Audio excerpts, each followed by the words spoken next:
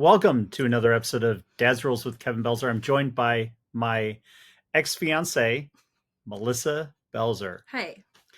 And I guess that we have to do a disclaimer at the very beginning of this episode about everything I discuss on this episode. We do not know it all.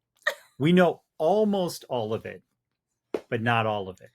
I think we have a strong whatever. So we're going to talk about two things today. One we have no personal experience in, and the other one we have 30 some years of experience in. Yeah. So we're going to talk today about marriage and divorce. Let's start with the gross one. Okay. Divorce.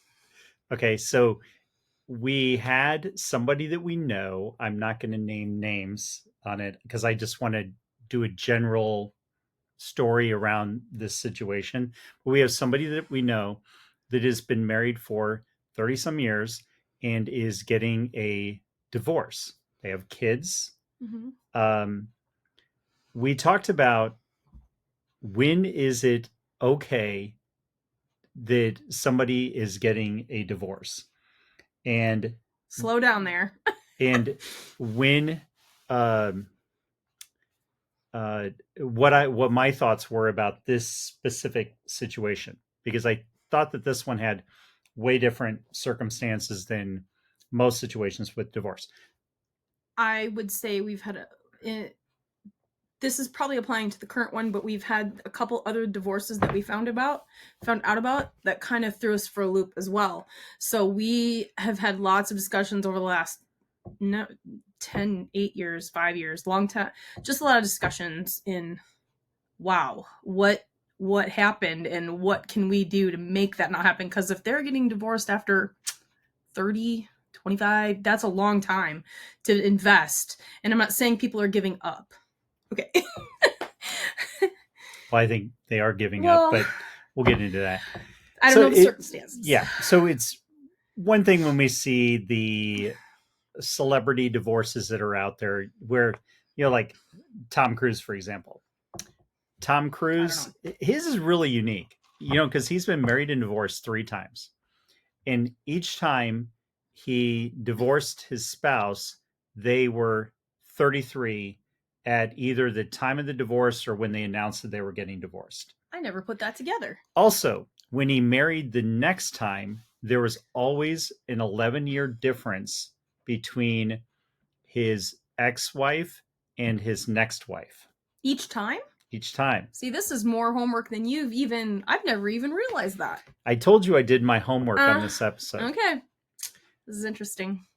And then you've got one of his ex-wives has been remarried now for 19 years. And this one was kind of a bummer. Keith Urban and Nicole Kidman announcing that they were getting divorced. And I'm like, because it always felt like it was a true love story. And it's like, I know that we get the Instagram moments and blah, blah, blah. Get the highlight reel. But 19 years and you're moving on. And that always bothers me and throws me. So it causes us to go into analytical mode each time it comes up. Yeah. And honestly, it's like I hear people say, well, divorce rates in Hollywood are higher. And I don't really think they are. I think if you actually did the numbers, they're probably pretty closely aligned with everything else. Yeah, I don't know. That's out there. We've had some friends over the years that have got divorced, and there are only 2 biblical reasons that God is okay with divorce. And those are adultery. That's one, where one of the spouses cheated on the other ones. That's ground for divorce. And the other one is abuse of some sort. Yes. Don't stay in a dangerous situation. Never. Don't do that. Never. And yeah. And it's like, exactly. There's not really much to pontificate on beyond on that one. It's. Yeah. Well, and that being said, now we've been through, I'd have to think longer on that. At least one situation, 2 couples, one person survived infidelity. One couple survived of the 2 that one couple survived infidelity to my knowledge, and the other one did not, like immediately. So we've seen it go both ways to where you can overcome it. And I'm like, I don't know. I think there's a point of where it's much harder to return from the infidelity. I think there's levels. People would say infidelity is infidelity. Yes. But I think that there are probably more severe levels that take a lot more to overcome because there's so much to work through. I'm reading a great book right now, and it's called Doctrine. And what it's doing is it's answering a lot of people's questions about things in the Bible in general. And one of the things he did cover in there had to do, he did cover adultery and stuff like that. But he also talked about how the the devil will give you the bait of the pretty girl or pretty guy or the somebody that's giving you attention that you're not getting at home, which that's a two-way street as far as because you're probably also not giving the proper attention at home too. So it's not just your spouse's fault. And the devil will give you the bait, but what he's not going to ever show you is the hook. And the hook is the punishment that comes out of it. Because understand that the devil wants you to sin.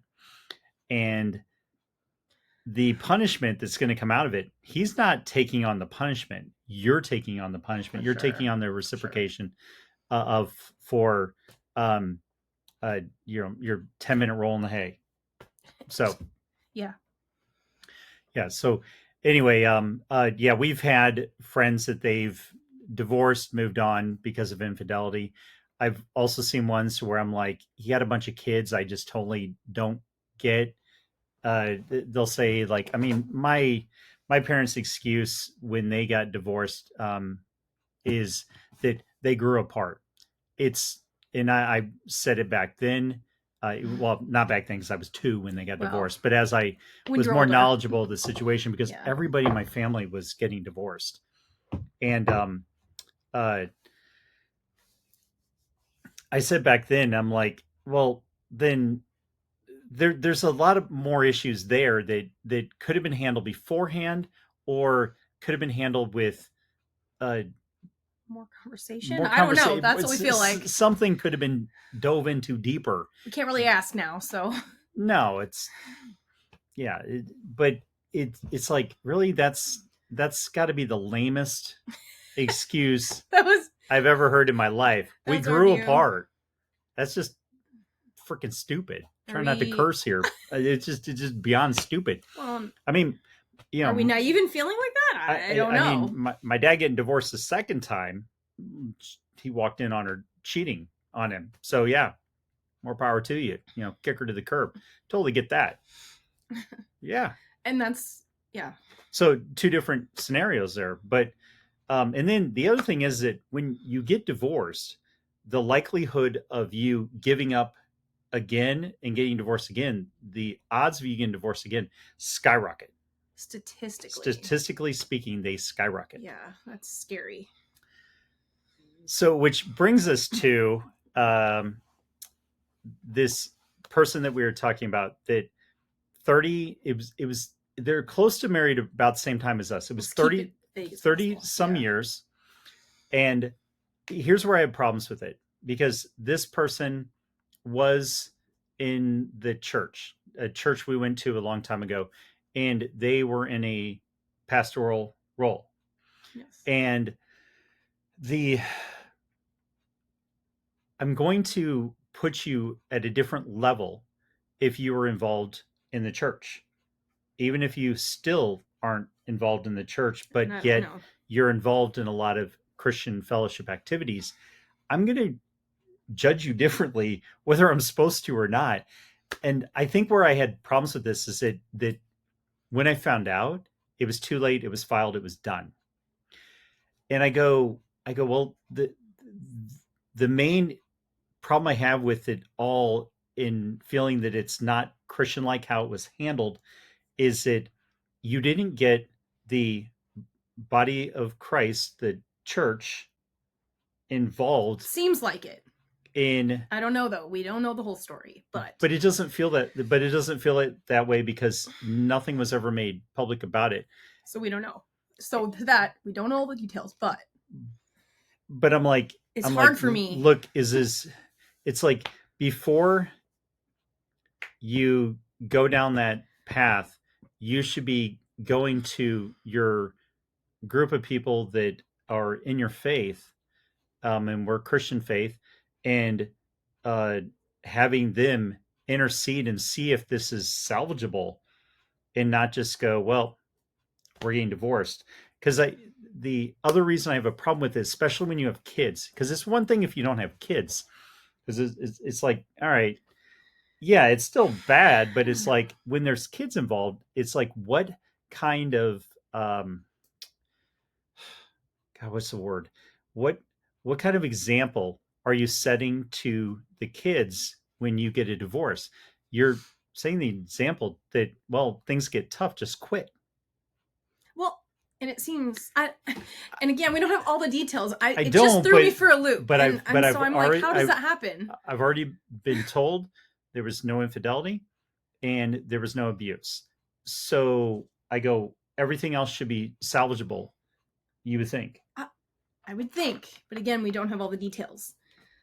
So even I would say, even from when we were younger to now, in all the church learning we've done and the biblical learning we've done, we do things differently from when we were younger than we do now. Well, yeah, and that's just life in general. Well, but as we've learned, so marriages that we thought were rock solid have fallen apart. So that always got us going, okay, what are like there are things you can put into place to protect that. And it's like it made me realize that even marriages that I thought were rock solid, you have to put protections in place. Yeah, so we talked about regardless. We talked about this. It's like, so it can be as simple as, because it can crack. It's simple as the man is never alone with a woman. And I told my wife, I said, I have a problem with that I have appointments to where it's like a single woman selling a property, and I have to make sure that I keep boundaries, like a table in my way or stuff, or like there's appropriate distance and all that, because I don't know them. I mean, I know my heart, but I don't know their heart. Well, and I never thought about that until today. but it's like, because it's just a job. I'm just looking to sell a house. Right. No shenanigans. No shenanigans. So there's stuff like that, and our church is very big on that. It's like a husband and wife, and they're not each other's husband and wife. They should not be alone together. Which they don't. When they meet at church, it's always a three. Ever. So that's like a protective thing. But then I was thinking about this as well. I go, well, what things could be done prior to them getting married to solve a lot of these issues? Because I just don't want to give you the problem, which the problem is what we spent the first 12 minutes on, divorce. Yeah. I want to give you some possible solutions or things to at least think about put in place prior to getting married, and then some things to put in place when you're married to hopefully have a more successful marriage. It doesn't mean it's never going to be all roses and rainbows. Yeah, it's just not possible. But I was thinking about the fact that, okay, so I love Hallmark movies. However, what is not realistic is that they meet, fall in love, get married immediately. Now, mostly they don't do that. It's usually a follow-up episode that's like a year down the line. That's when they actually get married. So it's not normal that they just met and just got married. And and there are exceptions out there. James Garner spent the first 14, 15 days with his wife. From the day he met her to the day they got married, it was like 15 straight days they spent all their time together. And then they got married, and they were married like 40, 50 years. They were married all the way till one of them passed away. Yeah. And that's an exception. And the reason it's an exception is because I could give you one name of somebody that happened to. It's just not normal. Mm-hmm. What normally happens is there's some sort of courting process, then an engagement. I love how we're talking about this. And then, yeah, I mean, I'll get into personal, but there's usually some sort of courting process. There's an engagement, and then there's a time lapse, and then marriage. Now, we were engaged in 10 days. Mm-hmm. We did not know each other beforehand. Went to the same school. My friends and his friends were friends. We didn't cross paths or hang out. My sister knew him before I did. But again, exception to the rule. Right? And I don't want people to go, because I joke about it all the time with people, like, and I do have a rule that I'll get into in another episode, my 10-date rule. An expansion of that. Yeah. Yes. But we'll get into that in a future thing, because I don't want to bog this down with, on a tangent. But what I was thinking about is that as far as before you get married, because there can be an engagement and you can get deeper with somebody. Sure. So I don't have, hey, you want to rush the engagement, and then there's a time lapse before you can get that specific date and that specific venue you want in that specific dress and all that time needs to be spent deep diving with the other person and going, are these things that we're equally yoked about and in agreement on? So I had a couple that I told my ex-fiance that I feel that these are non-negotiables, and love to see, just like Charlie Kirk used to say, prove me wrong. Yeah. Change my mind. Change my mind. So one of them is that I am a strong believer that both people need to be Christian, need to be of the faith. And reason being is that if one is Christian and the other is an atheist, you have to think that, you can't think, it's going to be fine. There's not going to be any issues. We'll be cool about it. Yeah, I'll be going to church on Sundays by myself, and it's fine as a dumpster fire behind you is happening. It won't be fine, because you have to think, well, what happens when you have children? So you always have to be thinking long-term with your relationship and going, are these things that are cute now, are they going to be cute in 1 year, 3 years, 5 years, 15 years from now? Or am I going to be just another statistic? Yeah. Because if one of you is Christian and the other is an atheist, you're going to raise the kids different. Mm-hmm. You're going to have a different morality standpoint too. Because flat out, atheism does not have any morals to it. It doesn't, because there's no true good and evil to it. That would be yet another talk that I'm not going to get into. Mm-hmm. But if you don't believe in a God at all, there can't be any right or wrong. It's just whatever you feel. Everything you do is based on feelings.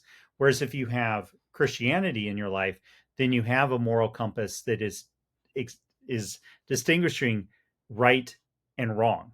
You have a guideline. You have a book, the Bible, that's kind of leading you where you need to go. So that's the first one. The second one is political. I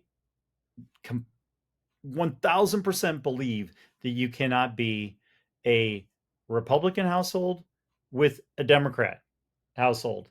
It's not going to work, because again, you can't align. There would be a lot of rifts anyway. I don't know if it can't work. Look, there's exceptions to the rules. James Carver and his wife.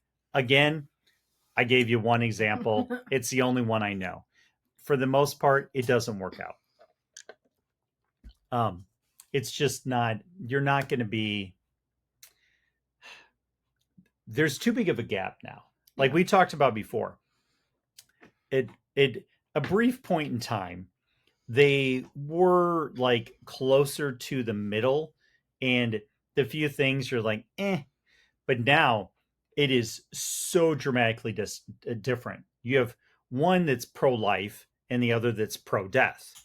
And so these are going to clash. Well, maybe there was a political difference of opinion that caused it. Maybe they just divided at some point. I guess it could be that, because that's really dividing. The divorce situation we were talking about, maybe there was a political divide.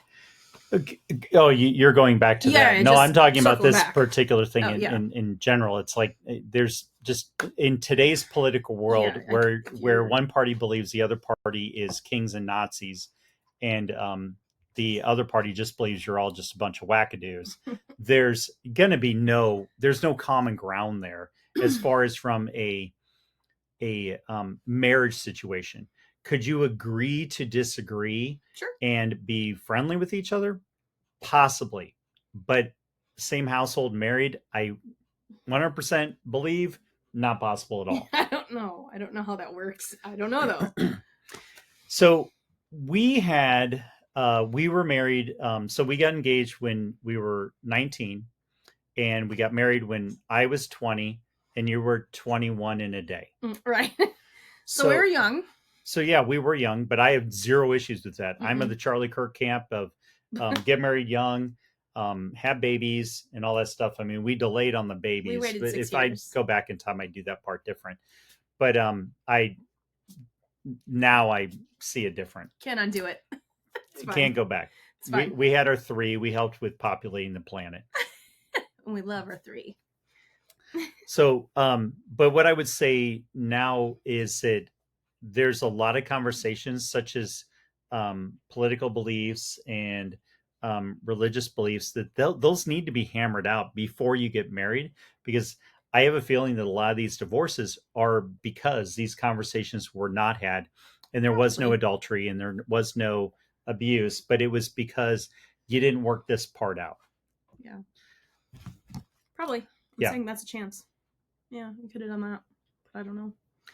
Yeah. So anyway, my feeling is that these conversations need to be had prior to you getting married. Now, our church did a service on Sunday that went into sacrifice. And this is some things that you need to think about while you're married. So they went over 4 different things. And so I actually pulled it up. I'm loving this series. Yeah. So it said, number 1, sacrifice is a commitment to honor others above yourself. That is probably the hardest one when you're married, is to not put yourself first and not be selfish. That's the most challenging. Yes. I think of the 4 things that he gave, I was like, that's probably the most challenging. For sure. Yeah. So they did it a general thing, but they said they gave Romans 12 verse 10, be devoted to one another in brotherly love, honor one another above yourselves. You could also just say from a spousal standpoint as well. And then the second one was sacrifice is a willingness to lay down your life for your wife. Now, I'm going to put you on the spot.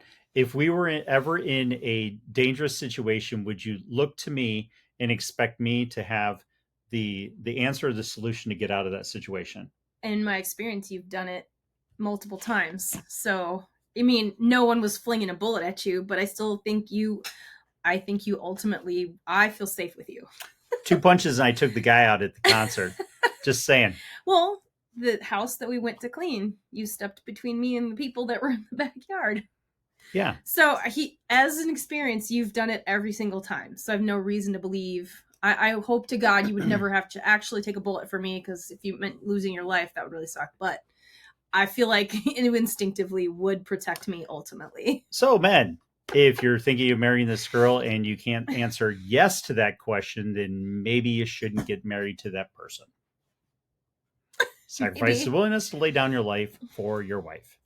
Third one, let's see. They gave a Bible thing in here, Ephesians 5:25-27. And you husbands must love your wives with the same love Christ showed the church. He gave up his life for her, to make her holy and clean, washed by baptism and God's word. He did this to present her to himself as a glorious church without a spot or wrinkle or any other blemish. Instead, she will be holy and without fault. The third one, sacrifice involves choosing relationships over isolation. We were not meant to be alone. You should be seeking a significant other. So if you fail with the one you're with, as far as you ask all the questions and stuff like that, and you're like, this isn't going to work, don't give up and think that's the only time you ever have to do it. Go back out in the dating pool and find somebody else that you are equally yoked with. It's like I tell my clients when we're home shopping and we have to back out of a home, because it has a really bad inspection, and my line to them is always run when that's the situation. I did this last week with a client. I always tell them, I go, we're going to get something better. So I'm going to tell you the same thing. The one that you didn't yoke out with, don't worry. You're going to get somebody better. Well, and if you have a situation break up, evaluate yourself and make sure you're clear on everything going in, so you don't like have a second relationship with the same thing you just left. Yeah. So this is Proverbs 27:17. As iron sharpens iron, so one man sharpens another. The reality is you're going to be stronger and better with somebody else by your side. You weren't made to walk this planet alone. We were made to marry and to have children. That's the whole purpose of repopulating the planet. Okay, the last one. This one could be tough for people too, but this is another tip for things to think about during your marriage. Sacrifice the things that feel urgent now for those things that will matter forever. Yeah, I guess I'm still pondering that one. Like, I'm sure I could come up with something on the fly, but well, like, don't die on this hill. Is that yeah, what that means? I went through this with. I said this to you the other day. I said you need to pick your battles and realize that not everything needs to be a fight, and sometimes it's just best to, like they said in Frozen, let it go. Let it go. Yeah, that's I mean that's necessarily what he meant or not, but that's what I took from it, and so that's what I'm going with as far as in this situation is concerned. Yeah. Okay. Any other thoughts? I mean, because a marriage one can't be wrapped up in one complete episode. No. But we can give 27 minutes of tips and tricks and things and let them ponder what we went over. Yes. I think, and just adding to, love isn't a feeling, but it's what's the word I'm looking for? It's not a feeling, it's a choice. And so don't make that sound like, oh, gotta love this person. It's just when you choose to love someone, you're making the choices that show them love and express love and stuff like that. So you just can't go, man, I'm really mad at him today. That doesn't mean you don't love them. It just means that you just got to work something out in here, and it can be just a change. Work it out. Can be just a change of vocabulary as well. Yeah. So when you look at that person, instead of picking out faults, you should be picking out things you're grateful for and that you like about them instead. And it will change your mind. Don't be mean. It will shift your mind as far as how you view different situations. Yeah, because I would say that's true. You you start nitpicking the negative, and your brain starts to pick up on all the negative. But if you start noticing the positive and doing the positive, you start to see and more happens. Excuse me. Yeah. So that's what I would say. Look for the good always. Look for the good. There you go. And it makes it sound like it's a chore. You're my favorite person. For sure. All right. So we'll end it there. So if you like the show, like, share, leave feedback, comments. It's all appreciated. I do actually respond. So if you do post something, I do respond. I'm sometimes ornery about it, but I will respond. Until next time, go out and be the kick-ass adult I know you all can be.